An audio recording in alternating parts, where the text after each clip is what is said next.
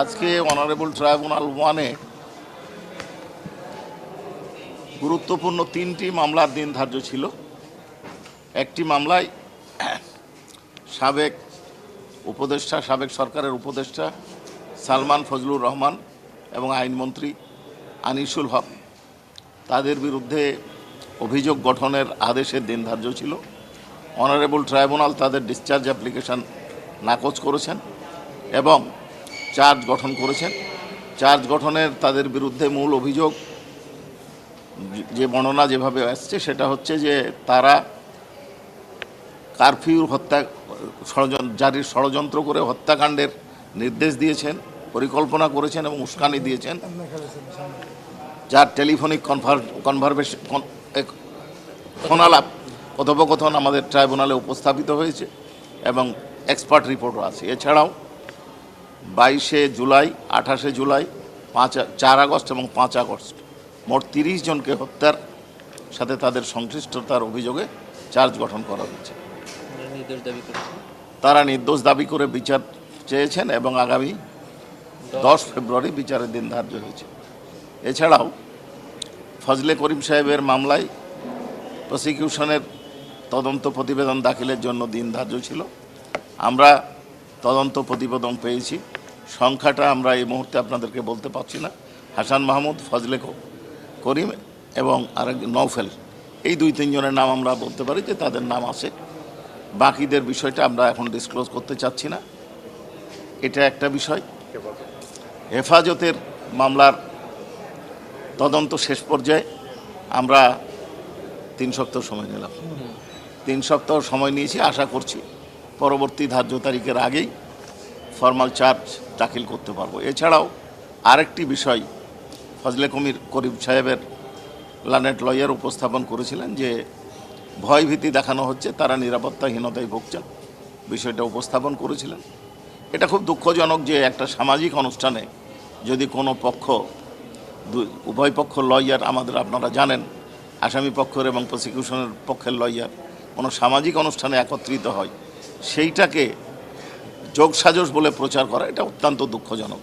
এবং এই বিষয়সহ আরও অন্যান্য বিষয় অনারেবল ট্রাইব্যুনালের দৃষ্টি আকর্ষণ করা হলে তাদের নাম ঠিকানা সরবরাহের জন্য অনারেবল ট্রাইব্যুনাল বলেছেন।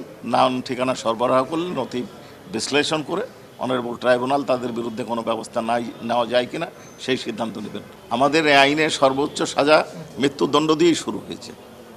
তারপরে গ্র্যাভিটি অফ অফেন্স বিবেচনা করে ট্রাইব্যুনাল কমাতে পারেন, কিন্তু আমাদের মূল সাজা হচ্ছে মৃত্যুদণ্ড।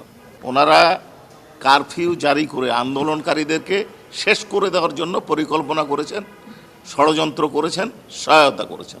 শেষ করে দেওয়া মানে হত্যা, শেষ করা মানে হত্যা করা। এই ক্ষেত্রে আমরা আপনাদেরকে বারবার বলি, আগেও বলেছি, আইনগতভাবে যদি বিষয়গুলো চলতো, পরিচালিত হতো, তাহলে 1400 লোককে হত্যাকাণ্ডের শিকার হতে হতো না, 25,000-এরও বেশি লোককে আহত, গুরুতর জখমের শিকার হতে হতো না, কারো 2 চক্ষু নষ্ট হতে হতো না।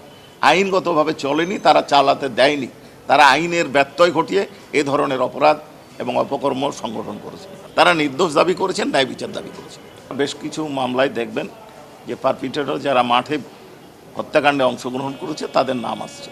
তবে অপরাধ ট্রাইব্যুনাল, আন্তর্জাতিক মানবতা বিরোধী অপরাধের যে ট্রাইব্যুনাল, জেনারেলি কমন রেসপন্সিবিলিটির অভিযোগে যাদের বিরুদ্ধে থাকে তাদের মামলা করে, কিন্তু তার অর্থ এই নয় যে অন্যদের মামলা করা যাবে না। এখানে অনারেবল যে আন্তর্জাতিক অপরাধ ট্রাইব্যুনাল 1973-এর যে বিধান, সেই বিধান অনুযায়ী লানেট চিফ প্রসিকিউটর গত 18টি তার ক্ষমতা আছে একটা মামলায় স্প্লিট আপ করে 3 জনকে, একটা ঘটনাতে 100টা যদি আসামি হয় 100টা বিচার করতে পারেন, আবার 5টা ঘটনাকে একত্রে নিয়ে এসে বিচার করতে পারেন।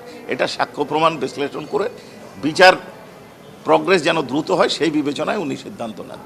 কাজেই যে প্রগ্রেসে বা যে পদ্ধতিতে বিচার হচ্ছে সেটা সঠিক আছে।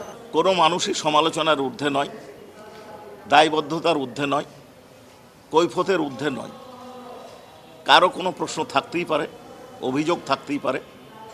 কালকে অনারেবল ট্রাইব্যুনাল 2-এ একজন লিভার সিরোসিসে আক্রান্ত, তার রিপোর্ট মেডিকেল থেকে আসছে, মেডিকেলের জন্য জেল ডক্টর দিয়েছেন, কাউন্টার সাইন করেছেন একজন সিভিল সার্জন, এবং তা বিবেচনা করে অনারেবল ট্রাইব্যুনাল তার জামিন মঞ্জুর করেছেন। ওই মঞ্জুরের ক্ষেত্রে আরেকটা জিনিস উপস্থাপন করা হয়েছিল, তার আপন ভাই কয়েকদিন আগে একই অসুখে মারা গেছেন। শর্তগুলো কি দিয়েছে? এবং এই ক্ষেত্রে আমি আপনাদের কাছে বলে দিই যে অনারেবল ট্রাইব্যুনাল বেশ কিছু শর্ত দিয়েছেন। শর্ত হচ্ছে যে এনি ম্যানার ইনভেস্টিগেশনকে বাধাগ্রস্ত করা যাবে না, প্রভাবিত করা যাবে না, পাসপোর্ট জমা কোনো আসামির সাথে যোগাযোগ করা যাবে না, পাসপোর্ট জমা দিতে হবে এবং সার্বক্ষণিক আয়োর নজরদারিতে থাকবেন। যে বাসায় থাকবে যে বাসায় থাকবেন সেই বাসার ঠিকানা ট্রাইব্যুনালে ট্রাইব্যুনালে দাখিল করতে হবে। কোন হাসপাতালে চিকিৎসা নেবেন তার ঠিকানা দিতে হবে। এর ব্যত্যয় যদি ঘটে ট্রাইব্যুনালের অর্ডার লাগবে না, আয়ু সাহেব সাথে সাথে তাকে গ্রেপ্তার করে ট্রাইব্যুনালে হাজির করতে পারবে। সামাজিক যোগাযোগ মাধ্যম এ কথা বলতে পারবেন না, সাংবাদিকদের সাথে কথা বলতে পারবেন না, কোনো কমেন্ট করতে পারবেন না, এই হচ্ছে বিষয়।